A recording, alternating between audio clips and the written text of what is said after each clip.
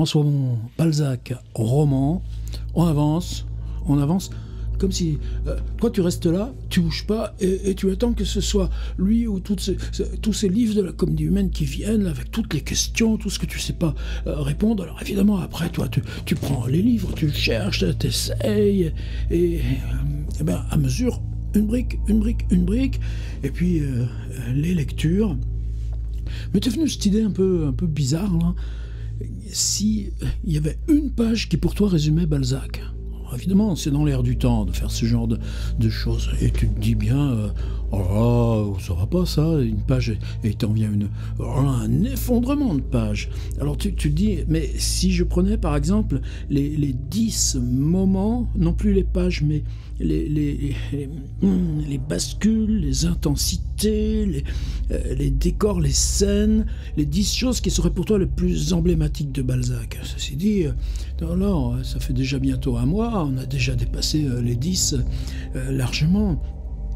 Et là, tu te dis, mais peut-être ça pourrait être aussi une manière de retrouver Balzac, partir comme ça par ses points d'intensité, et puis toujours cette idée de une page, tu vois, c'est-à-dire non plus des livres, mais devant toi, une sorte de texte en transparence, un texte qui serait un peu fixe, et tu reviendrais à cette page, et c'est ça qui te lirait finalement, parce que là, tout d'un coup, on pourrait traverser, non, il n'y a pas de fond derrière, c'est la littérature même.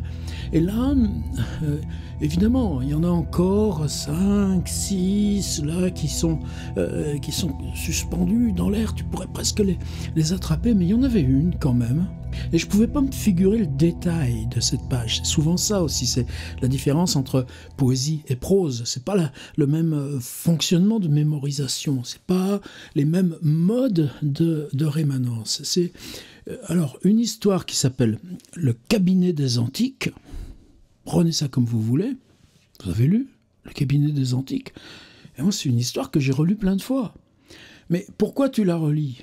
L'histoire, elle est relativement simple. C'est toujours ces vieilles familles de province avec l'idée de la noblesse, et puis comme soufflé de l'intérieur par les migrations, la ruine napoléonienne, et puis tout d'un coup, là, tu les vois implorant les mains comme ça, parce que la restauration vient, mais la restauration, elle est partie sur d'autres rails.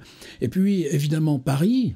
Et Paris, toujours les mêmes figures, ce petit dégrignon-là, hop là, qui va être absorbé par la belle Maufrigneuse, qui va perdre tous ses sous, mais il y a une économie de Paris, ça c'est un motif toujours récurrent dans Balzac, qui tourne par tout ce que ces types arrivent là, donnent de leur héritage, et voilà comme ça, il y en a qu'un qui échappera, Rastignac, compromission en vivant maritalement avec la femme du baron Nucingen, qui se sert de lui comme bras armé pour ses escroqueries.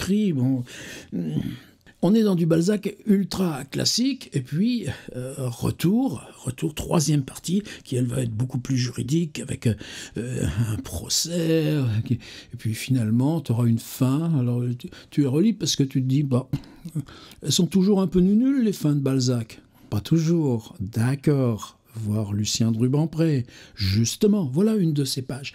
Mais là, ça finit toujours comme truc, finalement t'as une solution, t'as pu te marier, t'as pu choper une dot, et puis finalement, qu'est-ce que t'en fais? Ce même Desgrignon, tu le vois à Paris, dans sa calèche, il s'emmerde comme je sais pas quoi, parce qu'il est pourri d'argent, qu'il laisse sa femme à la maison, et puis qu'il vit la vie la plus vide. Donc à quoi ça servait? Ça servait tout ça.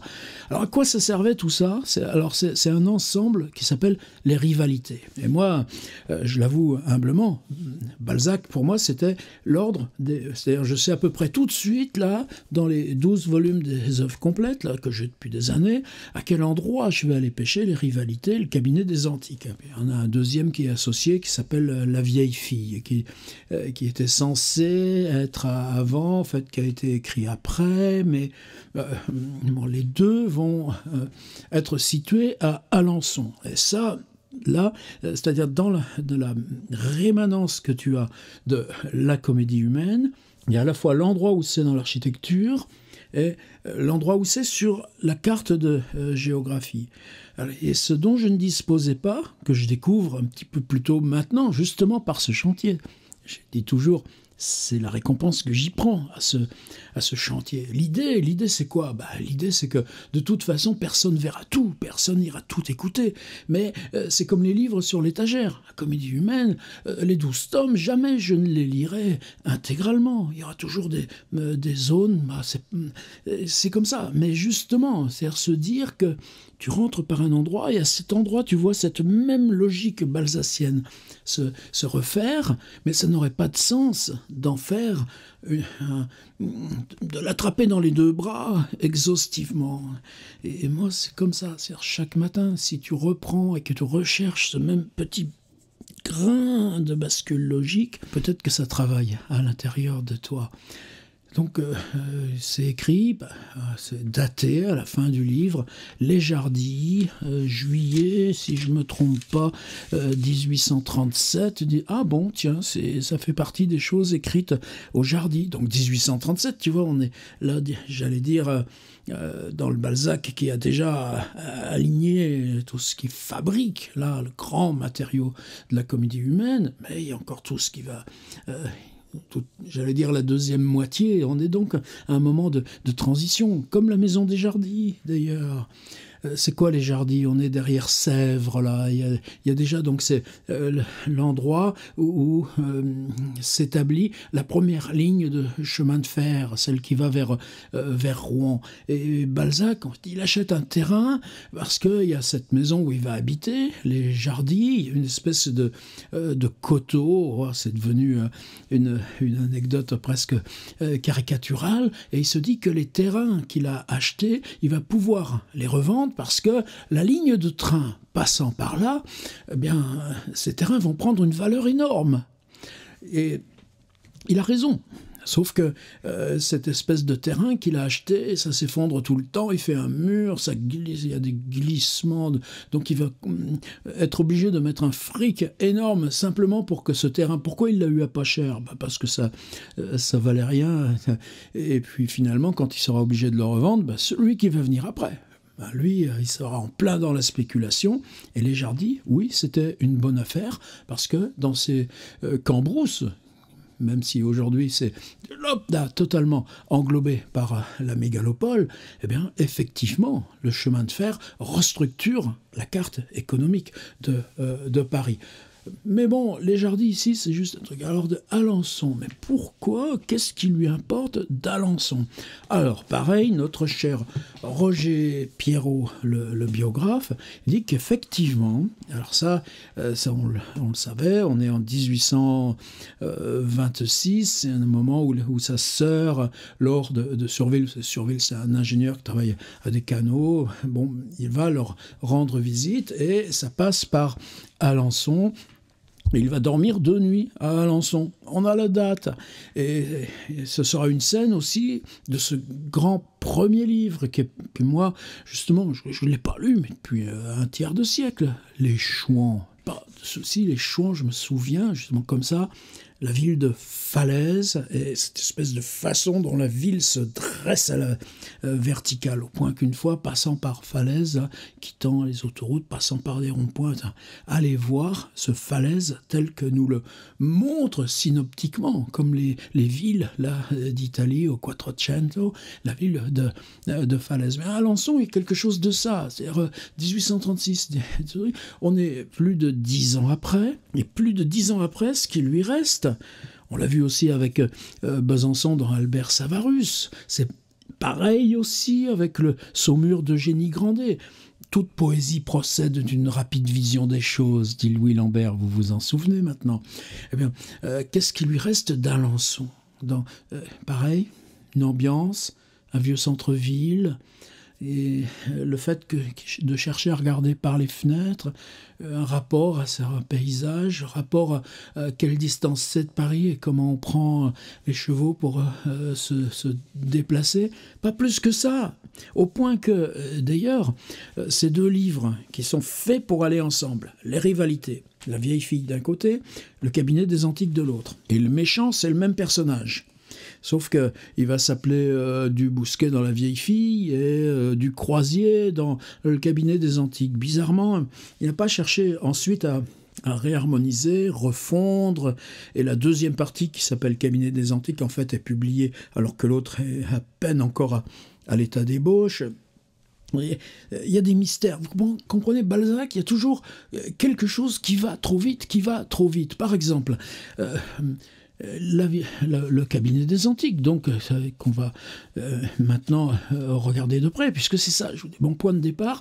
Si tu avais qu'une seule page de Balzac à garder, ce serait quoi? Ce serait le début du cabinet des antiques. Alors allons voir. Et au départ, alors préface à la présente édition, on commence avec un « il », troisième personne, le neutre. Il est en province, trois sortes de supériorité, etc. C'est-à-dire, il n'y a pas de narrateur. C'est une narration objective. Moi, je ne suis pas trop dans le cabinet des antiques. Quelle est l'histoire de ces jeunes gens pauvres? On est toujours dans un genre de choses faites à distance. Et Balzac parle, c'est ça qui est intéressant aussi, il parle de sa propre démarche.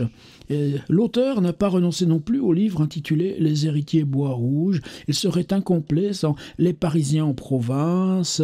Il parle des illusions perdues. Donc, illusions perdues, dont la seconde partie est sous presse, sera publiée sous le titre de « Un grand homme de province à Paris » par l'éditeur même du cabinet des antiques. Vous voyez, il rejoint là le chantier en cours. Il publie le cabinet des antiques en disant hein, voilà un fragment de ce qui est en train là, un chantier où tout va en même temps, mais là il se passe ici, il parle de la fille aux yeux d'or, et elle est fascinante là, cette introduction.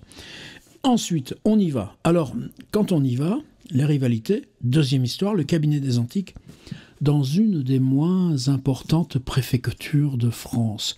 Bon, tu me dirais, il serait allé en Creuse ou même dans le Tarn, dans l'origine de la famille Balsa. Bon, ça, c'est lui qui dit ça. Hein. Chacun appréciera les motifs de cette sage retenue exigée par les convenances. Un écrivain touche à bien des plaies en se faisant l'analyste de son temps. Donc, qui vous raconte l'histoire? Un écrivain. Et ce qui est étrange après, c'est que assez rapidement, l'hôtel des Grignons était tout bonnement la maison où demeurait le vieux gentilhomme, le nom de Carole, etc. C'est seulement la troisième page. Et il faut aller assez loin, c'est-à-dire toujours en 1800, quelques émigrés, après les scènes et tout ça, pour que tout d'un coup, parce que justement, le personnage, un des trois personnages de cette famille des Grignons. Il y a le vieux père, le vieux noble rigide, et il a perdu sa femme, et donc c'est sa jeune sœur qui a servi de maman à ce des Grignons qui va aller se ruiner à Paris, et qui finalement sera jamais pour nous plus qu'un genre de blanc-bec. Et là, il y a cette page-là qu'on va regarder de près. Et puis, quand ce personnage-là, cette demoiselle des Grignons, dont le prénom est Armande, Balzac veut la faire exister, veut la faire lever comme ça. Eh bien, tout d'un coup, il ouvre des guillemets et... Quant à moi, virgule, disait Émile Blondet, si je veux rassembler mes souvenirs d'enfance, j'avouerai... C'est-à-dire, tout d'un coup, Balzac dit « je », et c'est seulement ensuite que ce « je », qui pour lui était naturel, c'est-à-dire tout d'un coup, l'écrivain. Tu as l'écrivain en général, qui se veut l'analyste du temps, qui raconte ça, et puis tout d'un coup, il a besoin de dire « je » parce qu'il veut faire, hop là, avancer le personnage, comme dans Saint-Simon, comme tout d'un coup, on essaye de le voir en relief sur la page, et on va y arriver. Eh bien, tout d'un coup, ce jeu, pour que ça coïncide, il va dire que ça disait Émile Blondet, donc il prend un personnage de la comédie humaine, qui va devenir le narrateur vivant du cabinet des antiques quand il y aura besoin de dire « je ». Mais ce genre de narrateur intermittent. Et est-ce que Balzac, ça va tellement vite, je le dis, avec ce truc des Jardis, si tout était selon l'ordre et la loi, mais justement, est-ce que c'est pas justement cette masse chaotique, là où Balzac n'a pas réussi à faire ses réparations de comédie humaine, comme il n'arrive plus à faire les réparations des Jardis qui s'effondrent et où il faudra fuir, qui font que si tout avait été fait comme il faut, eh bien, à ce moment-là, ce narrateur ajouté, ce Émile Blondet, qu'on connaît dans la comédie humaine, à ce moment-là, il faudrait qu'il soit dès le début. Et cet écrivain neutre ou fantôme qui nous raconte le début et qui va raconter toute la suite de l'histoire, Balzac, il se débrouillera comment? Ce sera boiteux. Il dit « disait Blondet, virgule, dont nous tenons cette histoire ». Mais qui est celui ou ce nous qui tient l'histoire du dit Blondet, alors que le Blondet est parfaitement capable, comme Bianchon dans La Grande Bretèche, de raconter son histoire. Et ce qui est bizarre, c'est qu'il y a rarement un récit plus solide dans la précision, les événements, et pourtant ce truc narratif, c'est comme si ça flottait autour, et que ce flottement faisait partie finalement de la loi elle-même du récit. Alors cette page, c'est ce tout début. Alors le tout début de Balzac, vous savez que ce qui est fascinant, c'est que on visite. On va voir le lieu, et que tout part du lieu. Et c'est à partir du lieu, alors là il y a une exception, parce que ce Blondet, là, qui s'approprie l'histoire, tout d'un coup fait exister cette Armande d'Esgrignon, qui promène, il est censé avoir le même âge que ce Blanc-bec là, qui va faire l'histoire, et donc des gamins de 10-11 ans, et quand Armande rentre et le ramène à la maison, à ce moment-là, on va avoir la maison. Et c'est encore Blondet qui raconte, guillemets, mais entre-temps, c'est l'autre, le fantôme, qui avait repris la parole. Quant à moi, disait Émile Blondet. Mais disait à qui? Disait quand? Disait comment? Est-ce que c'est... prenez par exemple dans Béatrix, où on ira voir bientôt, quand Félix Vandenesse, si on a ce récit, c'est parce qu'il l'écrit et qu'il laisse la communication écrite de son histoire. Si je veux rassembler mes souvenirs d'enfance, j'avouerai que ce mot « cabinet des antiques » me faisait toujours rire. Malgré mon respect, dois-je dire, mon amour pour mademoiselle Armande. Et là, tout d'un coup, ça ouvre. L'hôtel d'Esgrignon donnait sur 2 rues, à l'angle desquelles elle était située. Et pour moi, tout d'un coup, tu te dis, ouais, voilà, si cette histoire tient, et si le cabinet des antiques te fait cet effet-là, c'est parce que c'est peut-être le seul dans Balzac où la maison... Elle est pas, vous savez, on verra Honorine, par exemple, où il y a toujours la cour avec les écuries, et puis le bâtiment, et puis il y a toujours ce couloir qui traverse à la façon 19e, puis derrière, on entre dans le jardin d'agrément, et puis ensuite le potager. C'est des structures très, très classiques. Mais non, là, on est en ville, mais on est à un angle. La fenêtre d'angle, vous savez, histoire de Hoffmann, que Balzac connaît par cœur. D'autre part, cette maison, on en a l'histoire. C'est-à-dire que ces d'Esgrignon, ils ont été dépossédés de leur domaine. Il leur reste un château qui n'arrive plus à... Enfin bon, tout ça va être avalé là, dans la grosse ruine et la dette. Mais leur hôtel a été... démoli par les révolutionnaires. Donc, ils ont pu racheter. Pourquoi? Parce que personne n'en voulait. Ce qui était, disons, l'ancien, alors je ne sais plus comment ça s'appelle, le petit tribunal d'instance, voilà. C'est une préfecture quand même. Dans une préfecture, il y a un tribunal. Mais c'est la plus petite préfecture de France. Donc c'est un tout petit tribunal. Et cette maison, on n'en voulait pas. Mais n'empêche que, si tu entres, eh bien, il y a une salle qui devait être la salle des pas perdus. Il y a une sorte de vestibule. Et puis ensuite, il y a la grande salle qui était la salle d'audience. Alors évidemment, tout ça est reconverti maintenant en maison d'habitation. Mais une maison d'habitation qui est déjà, par sa géographie intérieure, même à la fois le résidu de sa fonction publique, le lieu de parole, le lieu des appels, le lieu des plaidoiries, et puis juste en dessous, ça vous allez voir dans le texte, mais cette hauteur sous plafond, cette disproportion des éléments, tout c'est ce qui va installer l'histoire. Et cette cohérence, toujours, moi, chez Balzac, elle m'éblouit. En sorte que le salon avait 2 fenêtres sur l'une et 2 fenêtres sur l'autre de ces 2 rues les plus passantes de la ville. La place du marché se trouvait à 500 pas de l'hôtel. 10 ans après avoir dormi 2 nuits à Alençon, quelle image brève lui reste qui lui sert d'appui. Ce salon était alors comme une cage de verre, et personne n'allait ou venait dans la ville sans y jeter un coup d'œil. C'est-à-dire que tout ce qu'on vous raconte, on peut vous le raconter parce que c'est vu comme dans une espèce de boîte transparente. On a pris cette boîte transparente, on la soulève, on la tient, et vous, par les angles de cette espèce de cube, vous voyez par deux fenêtres, deux petits trous sur une paroi, deux petits trous sur l'autre, ben, les personnages qu'il y a à l'intérieur. Et ce dispositif optique, c'est lui qui va nous installer. Cette pièce me sembla toujours, à moi, bambin de 12 ans. Et là, tout d'un coup, Blondet, il trouve sa fonction. C'est-à-dire, on installe un faux souvenir d'enfance. C'est vu par l'enfant. Qu'est-ce que ça change, que ce soit par un regard d'enfant? Être une de ces curiosités rares qui se trouvent plus tard quand on y songe, et là il y a cette phrase extraordinaire, qui se trouvent plus tard quand on y songe sur les limites du réel et du fantastique, sans qu'on puisse savoir si elles sont plus d'un côté que de l'autre. Alors, continuez avec votre Balzac réaliste, continuez à votre Balzac décrivant les structures sociales ou démontant les sociétés. Non, non. C'est comment, quoi que ce soit qu'on veuille attraper, on se place sur les limites du réel et du fantastique. Et que cette limite du réel ou du fantastique, c'est quelque chose qui est justement la variable d'ajustement des fictions.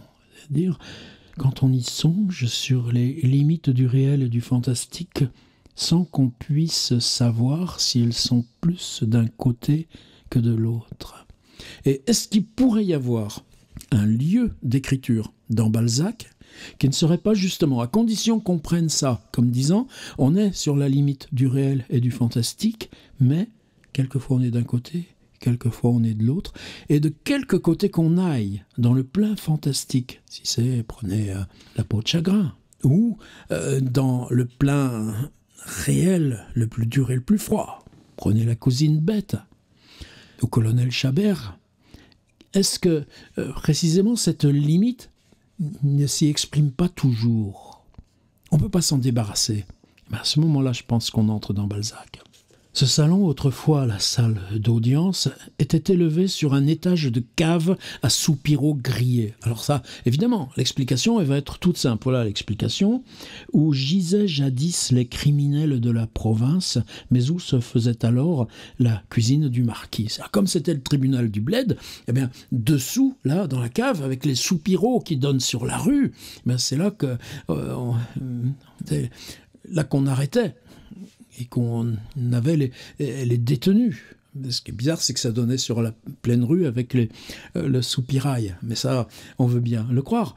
Mais là, tout de maintenant, c'est les cuisines. N'empêche que cette espèce de fonction et de jeu souterrain, eh ben, à jamais, c'est sous le récit. Je ne sais pas si la magnifique et haute cheminée du Louvre, si merveilleusement sculptée, m'a causé plus d'étonnement que je n'en ressentis en voyant pour la première fois l'immense cheminée. Alors il y a une phrase que je n'ai jamais réussi à comprendre. De ce salon, l'immense cheminée de ce salon brodée comme un melon. Alors moi je ne savais pas, mais Nicole Moset, dont la curiosité est insatiable, je m'en souvenais en même temps. Pour moi, les melons, il y a souvent sur l'écorce, il y a ces zones comme ça un peu irrégulières, donc j'avais bien pensé que c'était ça, mais Nicole Moset, le melon brodé est une variété dont l'écorce, peu épaisse, est couverte de dessins en forme de broderie. Alors dès que viendra le printemps et reviendront les melons, moi j'irai voir ce que c'est qu'un melon brodé. Ceci dit, comparer la maison à un melon, c'est un peu bizarre. Et au-dessus de laquelle était un grand portrait équestre de Henri III, etc., etc. Le plafond était formé de poutres de châtaignier. Alors oui, Balzac, il faut cette patience. Tu installes un intérieur. Bien, installer un intérieur, tu installes chaque détail de l'intérieur. Le marquis avait fait parqueter ce salon, et puis voilà, on vous raconte ça. Et une fois que tout est construit, eh bien là, bon, tu prends un gong, un grand marteau, et tu donnes un grand coup de gong. Bon, point. Sous ces vieux lambris, virgule, oripeaux d'un temps qui n'était plus, s'agitaient en première ligne 8 ou 10 douairières. S'agitaient en première ligne 8 ou 10 douairières, et les unes au chef branlant, les autres desséchées et noires comme des momies. Et je vous répète donc, la pièce d'angle dans les rues étroites passantes du centre-ville, les deux fenêtres sur une rue, les deux fenêtres de l'autre, qui fait que chaque fois on peut pas s'empêcher de regarder ce qui se passe à l'intérieur, sur le dessous, au-dessus des soupirails où maintenant il y a la cuisine, c'est l'ancienne prison. Il y a ce truc-là de pièces qui servaient à ancien tribunal. Et puis, alors vous penserez à Proust là-dedans tout le temps. Par exemple, le jardin d'hiver des Swann, où il prend le même dispositif avec aussi un voyageur pour être témoin. Relisez le jardin d'hiver des Swann, là, sur ces vieux lambris oripeaux d'un temps qui n'était plus. S'agitaient en première ligne 8 ou 10 douairières, les unes au chef branlant, les autres desséchées et noires comme des momies. On dirait des algues, là, des algues qui bougent la tête ou le truc oscillant, mais c'est noir et c'est mort et oripeaux d'un temps qui n'était plus, d'accord, mais c'est encore pire que ça, puisque momie, celle-ci, virgule, roide, celle-là, virgule, inclinée, toutes encarapassonnées, c'est-à-dire celle-ci, 1, 2, 3, roide, celle-là, 1, 2, 3, inclinée, et là on a 3, donc 2 inclinées, toutes encaparaçonnées, un mot de 6 pieds, toutes encarapassonnées d'habits plus ou moins fantasques en opposition avec la mode, point virgule. Toujours intéressant le point-virgule chez Balzac. Moi, je me débarrasserai jamais du point-virgule à cause de Balzac. Des têtes poudrées à cheveux bouclés, des bonnets à coque, bouclés, coques, des têtes poudrées à cheveux bouclés, des bonnets à coque, des dentelles rousses. Qu'est-ce que ça vient faire là ? Les peintures les plus bouffonnes ou les plus sérieuses n'ont jamais atteint à la poésie divagante de ces femmes. La poésie divagante de ces femmes qui reviennent dans mes rêves, dans les rêves de Blondet, que Balzac fait écrire, alors que le texte d'abord a été écrit sans Blondet, où lui parlait. De ces femmes qui reviennent dans mes rêves, c'est-à-dire que l'image de rêve sert à installer le récit dit réaliste, et grimace dans mes souvenirs aussitôt que je rencontre une vieille femme dont la figure ou la toilette me rappelle quelques-uns de leurs traits. Mais soit que le malheur m'ait initié au secret des infortunes, soit que j'ai compris tous les sentiments humains, surtout les regrets et le vieil âge. Je n'ai plus jamais retrouvé nulle part, ni chez les mourants, ni chez les vivants. Voilà que maintenant, on n'est plus chez les vivants, on n'est pas chez les morts, on est dans l'entre-deux. On est entre les vivants et les mourants, mais les mourants sont encore vivants. Et dans quelque part qui n'est ni dissociable de la mort, ni de la vie qui étape avant la mort. Mais lui il dit ça comme ça. Je n'ai jamais retrouvé nulle part. On est dans un non-lieu. Ni chez les mourants, ni chez les vivants, la pâleur de certains yeux gris, l'effrayante vivacité de certains yeux noirs. Car tout a disparu, c'est juste la vie, la mort, ces momies roides, et là-dedans, c'est troué par des regards. La pâleur de certains yeux gris, l'effrayante vivacité de certains yeux noirs. Il y a quoi entre, il y a quoi autour. Enfin, ni Maturin ni Hoffmann, je parlais de la fenêtre d'angle de Hoffmann, les deux plus sinistres imaginations de ce temps, ne m'ont causé l'épouvante que me causèrent, et vous allez voir, qu'est-ce qui cause l'épouvante ? Les mouvements automatiques de ces corps busqués. Alors de ces corps busqués, merci là toujours Nicole Mosé, qui sont arrimés dans des corsets Pendant la Révolution et l'Empire, le corset et ses baleines qui reprendront leur droit à la restauration étaient un anachronisme. Donc l'adjectif, allez savoir que c'est un anachronisme. N'empêche que pour Balzac, ça marche. Et c'est ça aussi l'art pour la prose. C'est-à-dire de faire exister même des choses qui n'ont pas besoin d'être comprises. Et qu'est-ce que ça donne ? Enfin, ni Maturin ni Hoffmann, les deux plus sinistres imaginations de ce temps, ne m'ont causé l'épouvante que me causèrent les mouvements automatiques de ces corps busqués. Tu comprends les mouvements automatiques. Là, tu vois rien encore. De ces corps busqués, même si tu comprends pas le mot, tu comprends que cette raideur, quand elle devient mouvement automatique, c'est elle qui va être liée à l'épouvante. Et là, on y va. Le rouge des acteurs ne m'a point surpris. J'avais vu là du rouge invétéré, du rouge de naissance, disait un de mes camarades, au moins aussi espiègle que je pouvais l'être. Il s'agitait là des figures aplaties, mais creusées par des rides qui ressemblaient aux têtes des casse-noisettes sculptées en Allemagne. Encore référence à Hoffmann, mais vous avez entendu, il s'agitait là des figures aplaties, c'est-à-dire que tu vois plus les corps, tu vois juste comme des silhouettes en carton qui vont se bouger les unes les autres, raidies dans le busquet et prises de mouvements automatiques. Mais c'est quoi ça ? Il s'agitait là des figures aplaties, mais creusées par des rides qui ressemblaient aux têtes des casse-noisettes sculptées en Allemagne. Je voyais à travers les carreaux des corps bossués, des membres mal attachés, dont je n'ai jamais... Mais je voyais à travers les carreaux. C'est là que tout d'un coup, le narrateur, le blondet, qui a pris la parole à la place du narrateur fantôme, Balzac qui disait « je » au départ, et qui a été éliminé. Mais tout d'un coup, pour que l'image existe, il faut que lui soit là, dans l'image. Je voyais à travers les carreaux. Là, son corps devient le lieu optique du surgissement et du mouvement des images. Je voyais à travers les carreaux des corps bossués, des membres mal attachés, dont je n'ai jamais tenté d'expliquer l'économie ni la contexture, des mâchoires carrées, très apparentes, des os exorbitants, des hanches luxuriantes. Alors là, tu le vois, le squelette et les squelettes qui dansent. Et là encore, pensez aux danses macabres de Baudelaire. Des figures aplaties, mais creusées par des rides, qui ressemblaient aux têtes des casse-noisettes sculptées en Allemagne. Je voyais à travers les carreaux des corps bossués, des membres mal attachés, dont je n'ai jamais tenté d'expliquer l'économie ni la contexture, des mâchoires carrées et très apparentes, des os exorbitants, des hanches luxuriantes.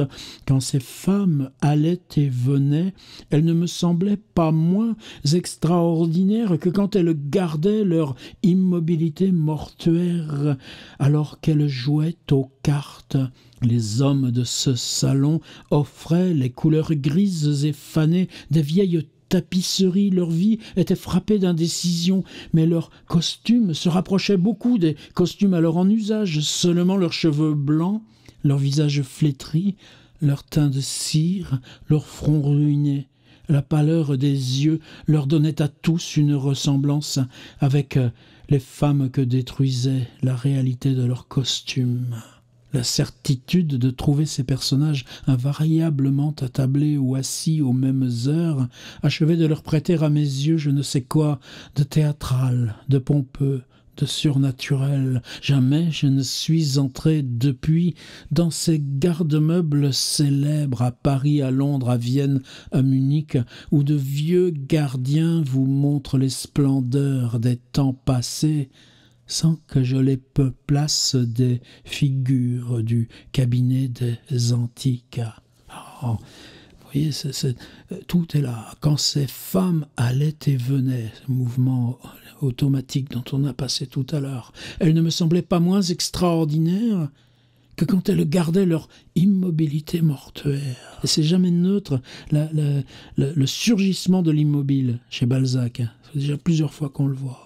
que quand elles gardaient leur immobilité mortuaire. Donc là, la mort, c'est pas elle. La mort, c'est l'immobilité qui est mortuaire. Alors qu'elle jouait aux cartes, et jouer aux cartes, c'est une interaction permanente.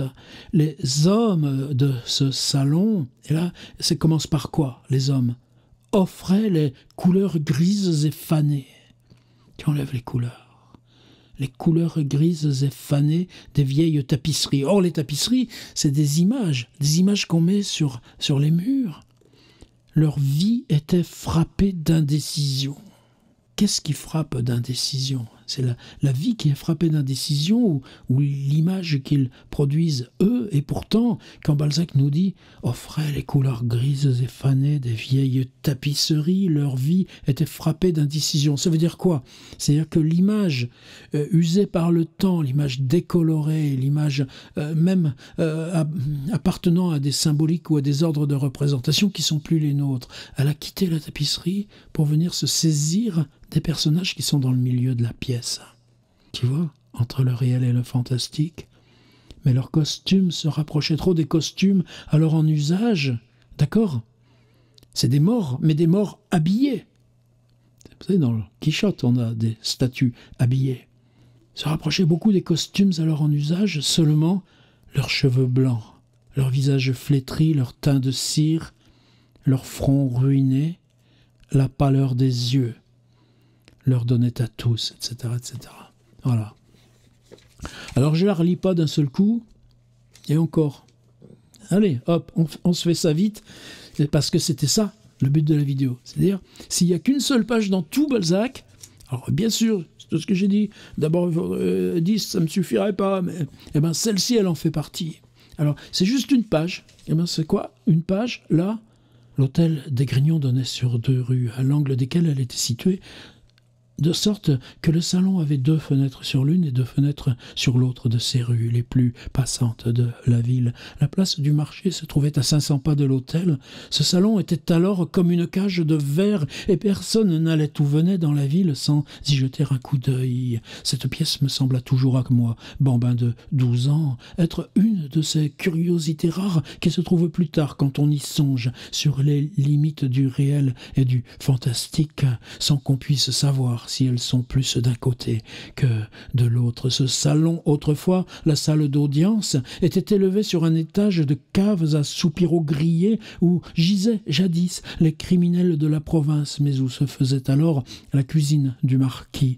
Je ne sais pas si la magnifique et haute cheminée du Louvre, si merveilleusement sculptée, m'a causé plus d'étonnement que je n'en ressentis en voyant pour la première fois l'immense cheminée de ce salon, brodée comme un melon, et au-dessus de laquelle était un grand portrait équestre de Henri III.